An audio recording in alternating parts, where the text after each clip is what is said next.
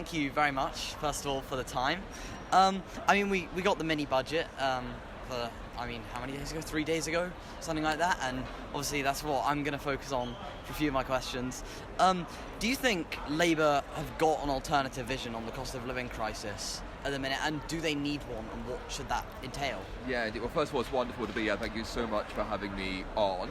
Labour does have a response to the cost of living crisis, right? We had the clear plan on the energy price freeze, which of course the Conservative Party has now stolen. Yeah. I think we've also seen that people do know that when Labour is in government, they help people with the cost of living, right? We should remember almost 1 million kids out of poverty in the last Labour government. We know there weren't food banks before 2010, and now there are, right? So we know that Labour will do that. The exact kind of programme and package of policies will come out, but we will see like a clear commitment to do so. And I was really happy to see the energy price freeze, and one of the reasons it's a good policy is because the Conservatives stole it straight away. So yeah, absolutely. Obviously, I think a lot of people will agree the mini budget wasn't what a lot of people were expecting and is going to be devastating for so many people. Are there any positives you think people could take from that mini budget that Kwasi Kwarteng set out? I think, the one thing I would say is cutting national insurance contributions for average earners was a good idea. Yeah. Basically, actually, you had a situation where taxes were going to go up on working families, and I'd opposed that for a long period of time.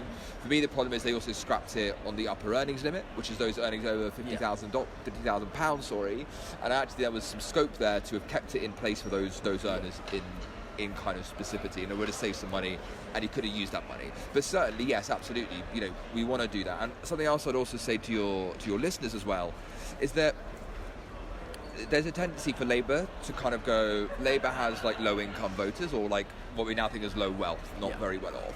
But really, Labour needs to win those in the middle. Yeah. It needs to build that coalition of low and middle, and actually like opposing every single tax cut that helps people in the middle is not a good way to go forward. It's also not the way we want to govern. So I think that was a kind of positive bit we saw out of Kwarteng's statement. We're obviously a podcast for young people. What do you think the budget's going to mean, or the mini budget is going to mean for young people? It's not great for young people. For young people generally, in the last we've seen time and time again this government has hit them, right? So what do young people face? They face kind of like 3 different sets of problems. First of all, a graduate takes all labour market, so you have to go to university to get a good job, otherwise you're just locked out of progression. Secondly, a housing market that's completely broken. So in the past 20 years before the pandemic, house prices up by 100%, wages only up by 20%, that's gotten worse. And then finally is punitive rate of taxation, which means that graduates end up paying 9% more in tax than everyone else. And you put that all together and you find that actually you end up with a situation where our generation now, when they get jobs, can't afford to buy houses and have children. The birth rate down by 15% in the past 5 years. And this budget actually, did anything help there? Not really. There was nothing there for young people, nothing on the punitive rate of taxation, nothing on building lots of new homes, certainly not, and nothing to do with the graduate takes all labour market, nothing on skills. And so very little there for young people. The stamp duty cut is the only thing you would say that could maybe help first-time buyers, but even that, it's small beer compared to the challenge that our generation faces. Finally, I just ask, is there anything else you think is good to mention about kind of the mini budget that was set out? Anything else that I haven't really covered?